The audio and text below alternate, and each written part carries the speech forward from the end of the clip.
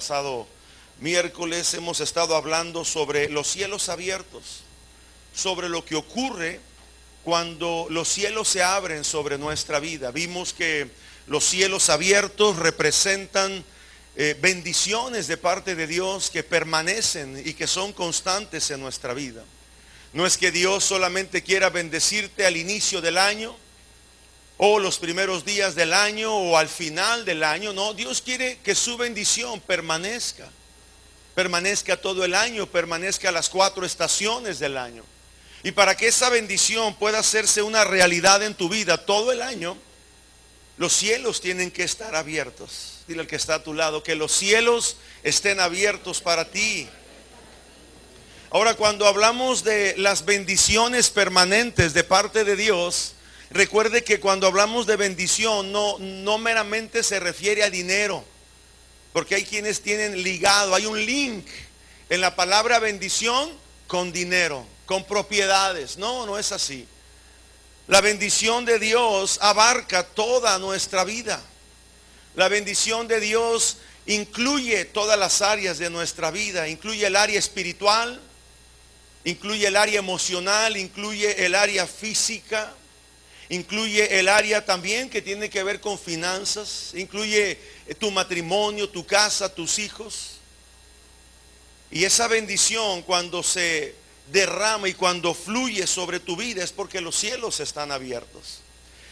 Y hay un pasaje en la Biblia, en Marcos capítulo 10, verso 51, no vaya para allá, yo se lo voy a mencionar, pero habla de un ciego que estaba ahí a las afueras de la ciudad.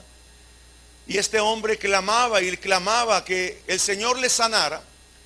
Y cuando le mandan llamar a este ciego, creo que su nombre era Bartimeo, y cuando llega el ciego delante de Jesús, Jesús le hace una pregunta. Y la pregunta fue: ¿qué quieres que haga contigo? ¿Sí lo recuerdan? Y tal pareciera que al hacerle Jesús esa pregunta al ciego, tal parecería que él, Jesús, tiene todas las respuestas.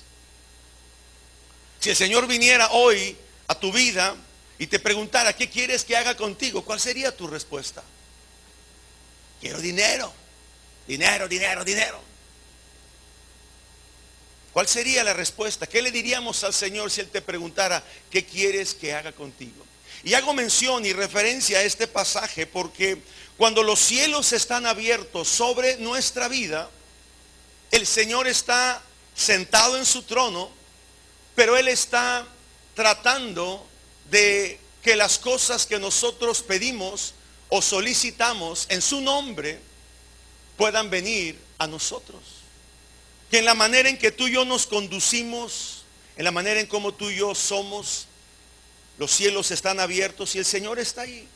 ¿Qué es lo que mi hijo desea? Como nosotros como padres, cuando vemos que nuestros hijos son excelentes en lo que hacen, en su escuela, en lo que desarrollan, que estén haciendo. Y cuando un hijo viene contigo y te dice: papá, necesito, tú sabes que no solamente lo das porque lo necesitas, sino también porque lo merece, ¿no? Porque hay cosas que tú como papá tienes guardadas que son de ellos y que en su tiempo se los habrás de dar. Entonces, cuando los cielos están abiertos, el Señor está ahí preguntándonos: ¿qué quieres que haga por ti? ¿Qué necesitas? ¿Cómo puedo hoy contribuir para que el propósito en tu vida se cumpla? Y de eso es de lo que yo quiero compartir contigo en esta tarde o en esta noche ya. ¿Qué hacer para que los cielos se mantengan abiertos? La Biblia habla de llaves que el Señor Jesús le entregó a Pedro cuando preguntó: ¿quién dice la gente que yo soy? Unos dieron ciertas respuestas, pero cuando Pedro dice: tú eres el Hijo, el Cristo, el Hijo del Dios viviente, y Jesús le dice: bienaventurado eres, Simón Pedro, porque esto que tú has dicho no te lo ha revelado carne ni sangre, sino mi Padre que está en los cielos. Por tanto te digo, tú eres Pedro, y sobre esta verdad que tú has dicho, sobre esta roca firme, edificaré la iglesia. Las puertas del infierno no prevalecerán contra ella. Y luego le dice el Señor: a ti te daré las llaves de los cielos.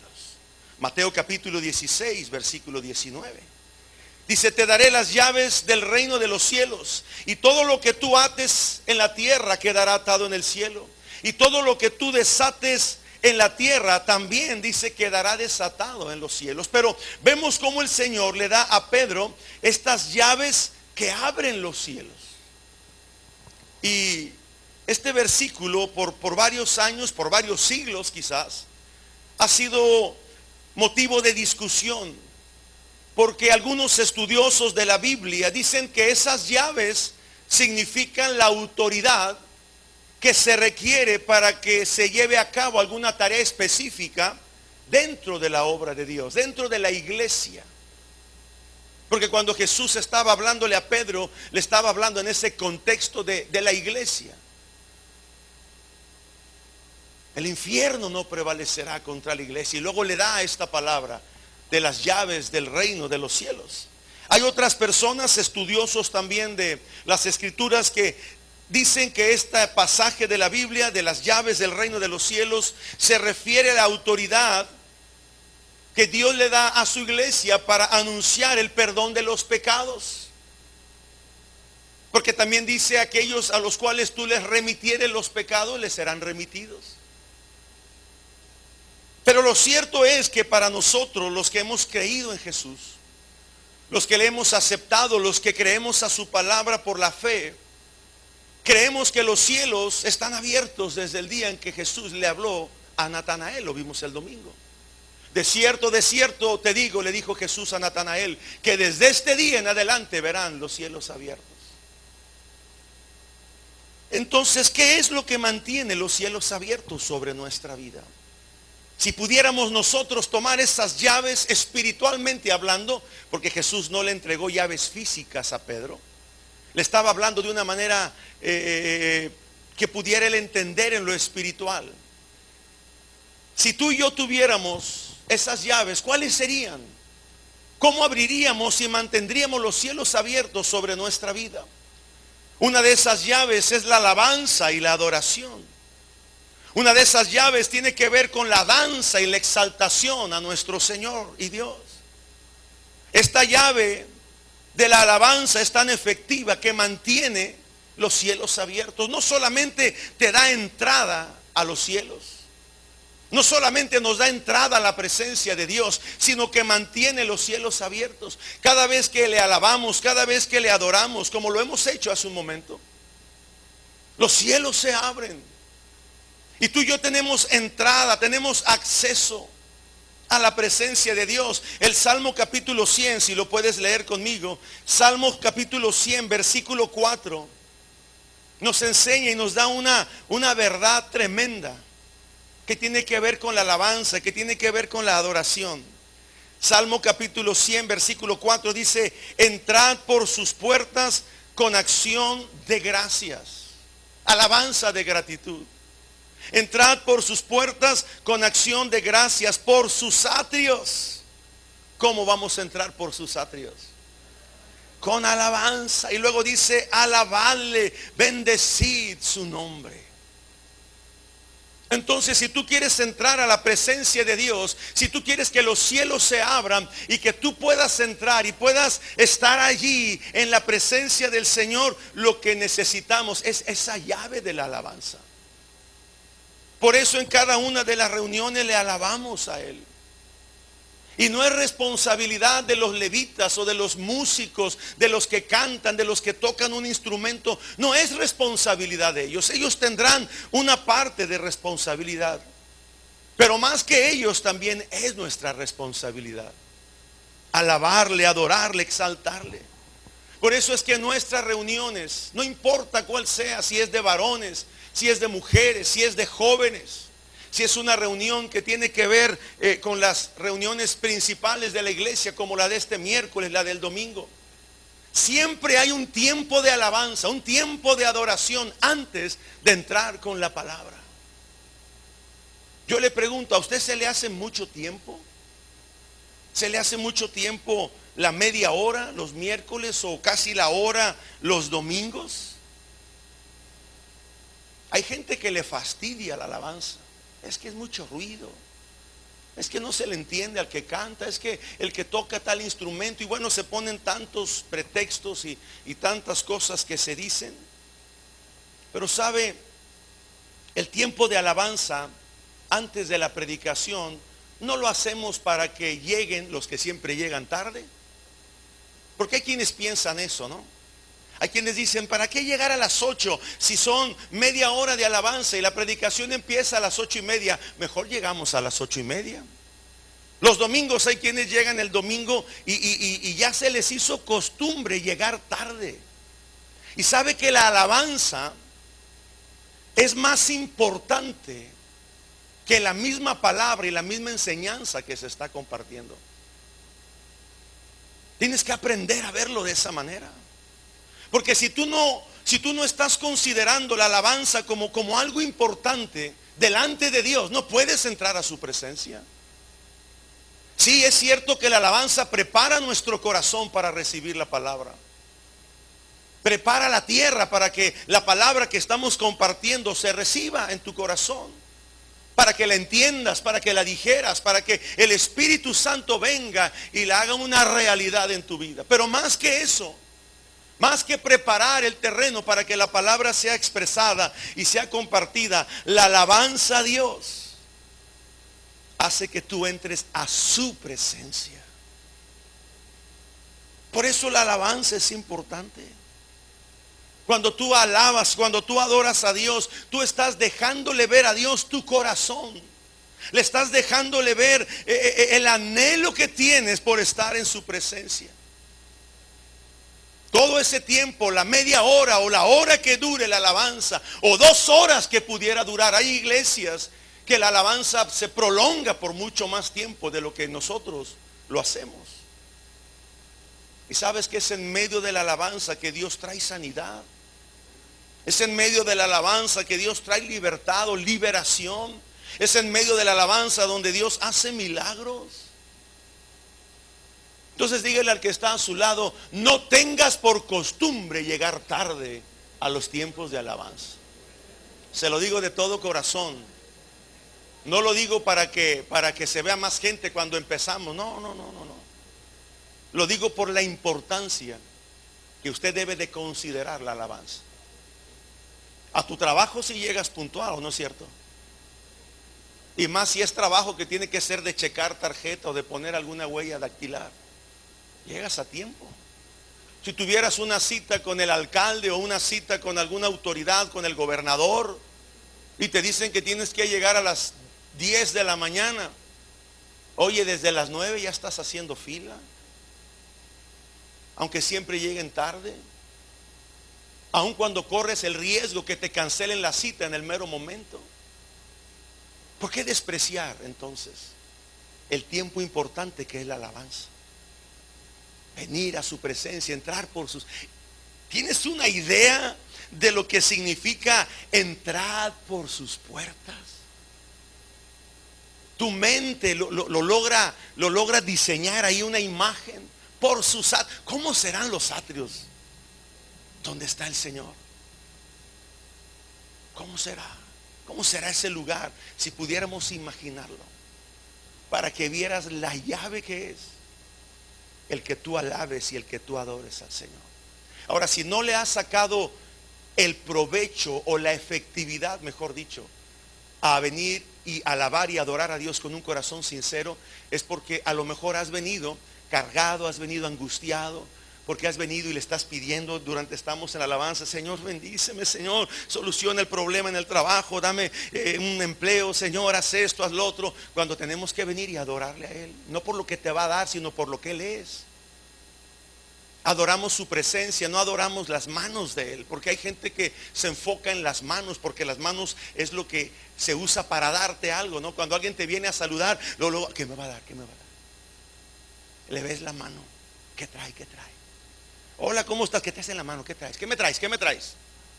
¿No? Como cuando llegan los papás a la casa, ya llegué, y saben los hijos, ¿qué me trajiste? ¿Se acuerda cuando eran pequeños los muchachos? ¿Qué me trajiste? ¿Qué me compraste? Porque por lo general siempre buscamos las manos, más que buscar el rostro y la presencia de Dios. Entonces, la alabanza abre los cielos y los mantiene abiertos sobre tu vida. Por eso nuestra vida debe ser un constante adorador. Donde quiera que estemos tenemos que ser adoradores. Tú eres un adorador no porque estés en el grupo de alabanza. O no eres un adorador no porque no pertenezcas al grupo de alabanza. Tú eres un adorador porque en tu corazón debe estar el adorarle a Él constantemente. Cuando sales de tu casa, cuando estás en tu trabajo. Ahora, no quiere decir que dejes tu trabajo si tu trabajo depende de estar en la computadora o de atender a algún paciente o de estar en la oficina haciendo algún papeleo y decir, no lo voy a dejar porque voy. No. Tú puedes estar ahí trabajando, pero dentro de ti está una adoración que está fluyendo. Te levantas con un canto de adoración, te acuestas con un canto de adoración. Mientras transcurre el día, tú le estás adorando, tú le estás alabando. ¿Por qué? Porque ya eres un adorador. Es tu estilo de vida adorarle a Él. Y ese estilo de vida hace que los cielos permanezcan abiertos. Número 2, la oración. Dile al que está a tu lado, ora. Ora. La oración es una llave poderosa que abre los cielos y los mantiene abiertos también. La oración es igual de importante y de valiosa que como la anterior, que es la alabanza. De hecho, cuando hay una mezcla de alabanza, de adoración y de oración, oiga, es una combinación poderosa. Y el diablo lo sabe. Y como el diablo lo sabe, lo impide para que tú no lo hagas. El diablo lo impide y hace que te conformes con la adoración de hoy miércoles. Y si llegaste tarde, el miércoles fue mocho de adoración para ti. Y si el domingo no fuiste a la iglesia, pues ya valió toda la semana. Y es el diablo que sabe el poder de la alabanza, que sabe el poder que hay en la adoración y en la oración. Por eso lo pone en nuestro corazón como que hay que orar el pastor, hay que sean los levitas los que canten al Señor. Pero no, la oración es poderosa. Abre los cielos para que Dios vea, para que Dios derrame su bendición. Segunda de Crónicas capítulo 7 es un versículo que usamos mucho cuando oramos. Segunda de Crónicas capítulo 7 versículo 13 y versículo 14.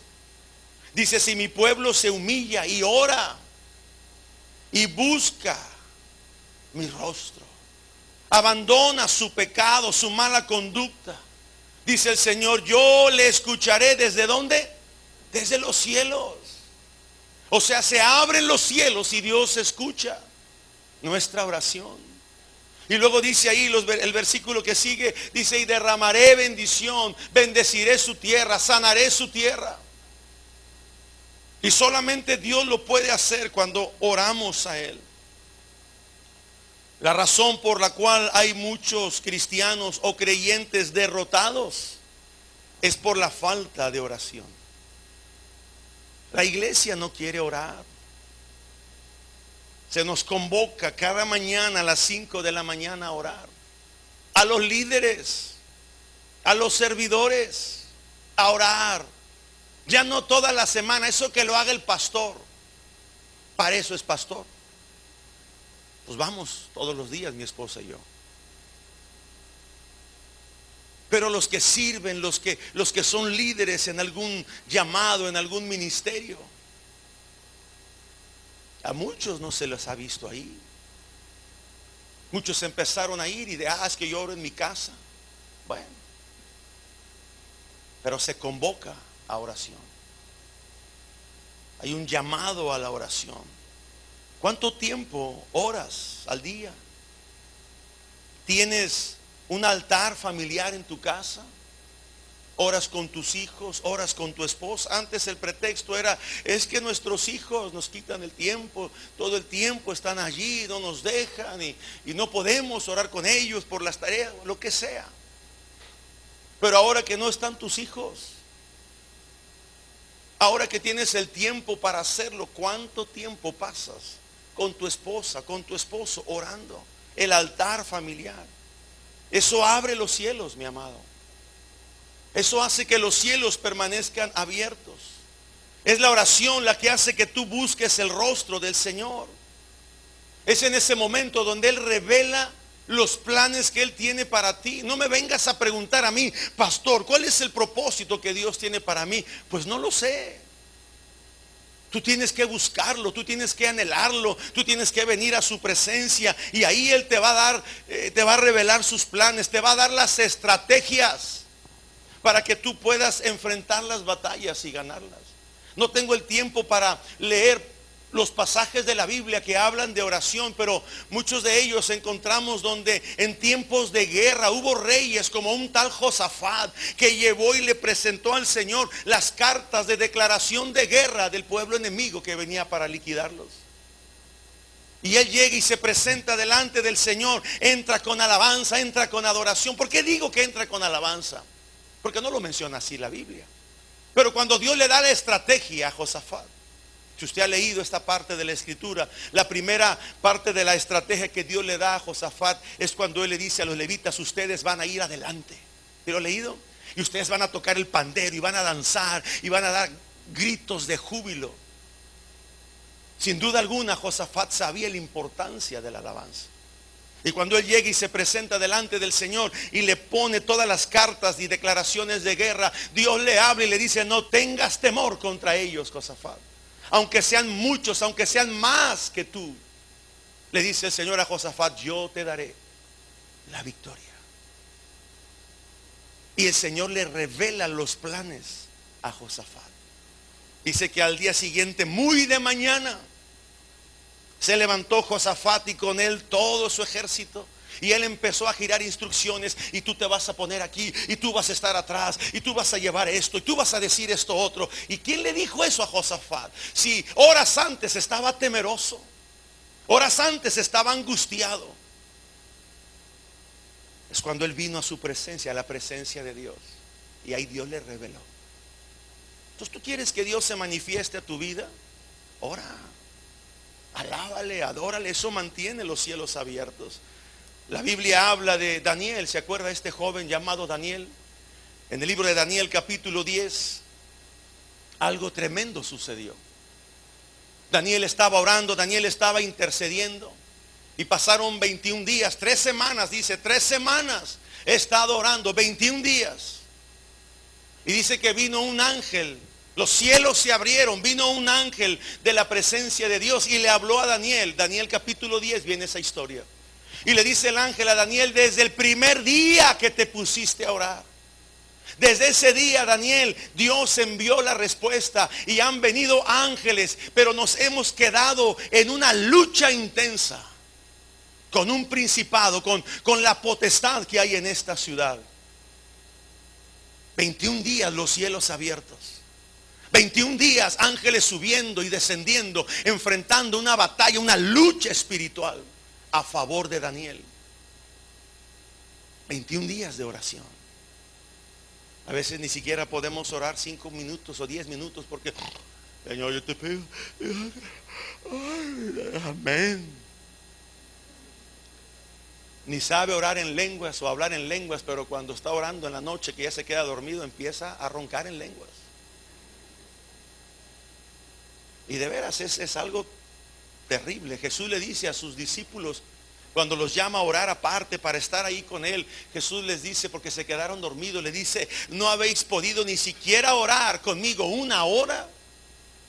O sea, cuando Jesús le dice eso a sus discípulos, ni 1 hora, eso nos enseña o quiere decir que lo mínimo que debemos de orar es 1 hora. 1 hora. ¿Cuánto tiempo le dedica usted a orar? Si no toma la oración en serio, entonces voltea a ver a su alrededor, en su casa, en su trabajo, en sus finanzas, y vea cómo están las cosas. Eso es razón de que no hay una oración constante. Los cielos no permanecen abiertos. Luego también, hablando de la oración, cuando le pedimos al Señor, cuando oramos, cuando intercedemos, cuando algo le estamos solicitando, a veces no lo hacemos de la manera correcta. Y bueno, aprovecho esto de la oración como una llave que mantiene los cielos abiertos para que sepamos orar. Yo sé que muchos oran y oran bonito y usan palabras muy bonitas, pero hay un contexto bíblico, una instrucción de parte de Jesús de cómo tiene que ser la oración. Juan capítulo 16, vamos allá. Juan 16, versículo 23 y 24. Evangelio de Juan capítulo 16, versículo 23 y versículo 24. Dice: en aquel día no me preguntaréis nada. De cierto os digo que todo cuanto pidiereis. ¿A quién tenemos que pedirle? ¿A quién? Al Padre. Ni siquiera a Jesús. Dice que nuestra oración tiene que ser dirigida a nuestro Padre Celestial. Pero tiene que ser en el nombre de Jesús. Todo lo que pidiereis al Padre en mi nombre, dice Jesús, Él os lo dará. Y luego dice el verso 24: hasta ahora nada habéis pedido en mi nombre. A veces pedimos a nombre de otros intercesores que nosotros pensamos que son válidos. Imágenes que nos fueron enseñadas desde pequeños. Tradiciones religiosas que nos han enseñado nuestros padres y que nos han dicho que podemos pedirle a este, a aquel otro, a aquella otra, que es lo mismo. Pero Jesús dice: hasta ahora nada habéis pedido en mi nombre. Pedid y recibiréis, para que vuestro gozo sea cumplido. Pero no le vamos a pedir a Jesús, no le vamos a pedir al Espíritu Santo. Es pedirle al Padre en el nombre de Jesús. Las instrucciones de Dios son básicas, son simples. Así que tú y yo tenemos que aprender a orar, aprender a alabar, aprender a adorar, porque eso son llaves que abren los cielos y hace que los cielos permanezcan abiertos. Número 3, el arrepentimiento y la obediencia. Diga conmigo: arrepentimiento y obediencia. Eso hace que los cielos permanezcan abiertos. En las aguas del bautismo hubo dos cosas que abrieron los cielos cuando Jesús fue a ser bautizado por Juan el Bautista. El bautismo de Juan era un bautismo de arrepentimiento.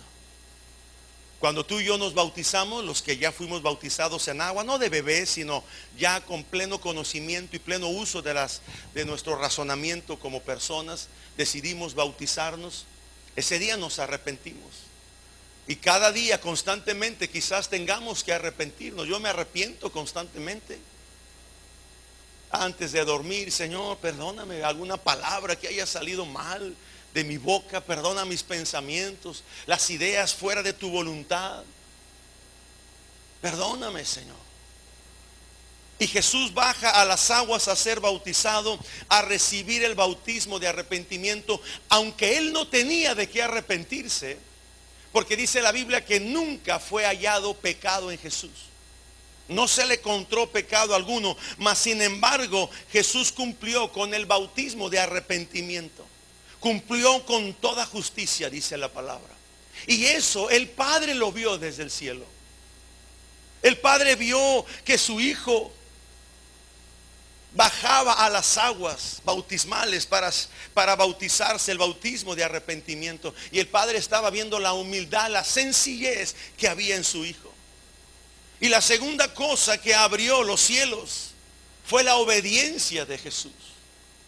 El haber estado él siempre dispuesto y disponible en todo lo que se le requirió hacer, en todo lo que se le pidió hacer. La Biblia dice que Jesús fue obediente hasta la muerte y muerte de cruz. Por eso los cielos se abrieron. Por eso se oyó una voz desde los cielos que decía: este es mi Hijo amado, en Él tengo complacencia. Lo que Él hace, la manera en cómo Él camina, lo que Él va a hacer, dice el Señor, me complace. Entonces, vivir una vida de arrepentimiento, no endureciendo nuestro corazón, sino arrepintiéndonos cada vez que sabemos que hemos hecho algo que no es correcto. Una vida de arrepentimiento y una vida de obediencia hace que los cielos se abran y hace que los cielos permanezcan abiertos. Dile al que está a tu lado: tenemos que ser obedientes. Obedientes a la palabra. Hebreos capítulo 5, vamos a leerlo. Hebreos capítulo 5, versículo 7 y versículo 8. Ya está ahí, Hebreos capítulo 5, versículo 7 y versículo 8 dice así, hablando de Jesucristo. Dice, y Cristo en los días de su carne, no quiere decir que andaba en la carne asada, ni tampoco que andaba en pecado, porque a veces usamos la expresión de andas en la carne, es que andas en pecado. Pero no se refería a eso, sino se refería al tiempo en el cual Él anduvo en la tierra, cumpliendo y desarrollando el ministerio. A eso se refería. Y dice, y Cristo en los días de su carne, ofreciendo ruegos y súplicas con gran clamor y lágrimas al que le podía librar de la muerte, fue oído a causa de su temor reverente. Y aunque era hijo, dice el versículo 8, por lo que padeció, aprendió ¿qué? La obediencia. Jesús tuvo que aprender a ser obediente. Ser obediente no es fácil. Se dice fácil. Se cree que es fácil.